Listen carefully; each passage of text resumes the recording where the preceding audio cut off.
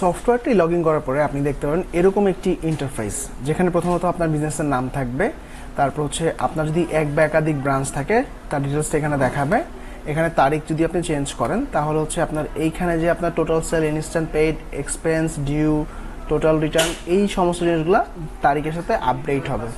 এরপরে আছে আপনার জেনারেট অল রিপোর্টে, এখানে দেখতে পাবেন আপনার টোটাল সেল, কত টাকা সেল হয়েছে, কালেকশন কত, সেলস ডিউ কত, কারেন্ট ইয়ারে সেল কত, মাসে সেল কত, কতগুলো অ্যাক্টিভ ক্লায়েন্ট আছে, আপনার কাস্টমার আছে, আমাদের বাকি কতজন কাস্টমার, এর মধ্যে কাস্টমার ডিউ কত, যখন আপনি কাস্টমার ব্যালেন্স অ্যাড করেছিলেন সফটওয়্যার শুরুতে তখন কত টাকা সফটওয়্যারে অ্যাড করেছিলেন, তারপর হচ্ছে কতগুলো প্রোডাক্ট আছে, গোডাউনে কী পরিমাণ প্রোডাক্ট আছে, তার ভ্যালিউ কত, ওপেনিং স্টক কত টাকা, ক্যাশ ইন হ্যান্ডের ব্যালেন্সটা কত টাকা, তারপর দেখতে পাচ্ছেন আপনি এখানে ব্যাংকে কত টাকা আছে, এবং সবার লাস্টে হচ্ছে আপনার সাপ্লায়ার কতজন, আমাদের বাকি সাপ্লায়ার কতজন, এবং সাপ্লায়ারের বাকি কত টাকা। ডান পাশে দেখতে পাবেন বিগত 7 দিনে কত টাকা কি সেল করতেছেন তার আপডেট।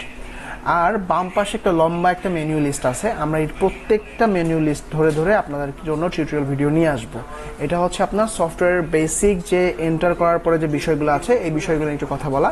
এরপরের ভিডিওতে আপনি দেখতে পাবেন প্রত্যেকটা ফাংশনের part by part details video.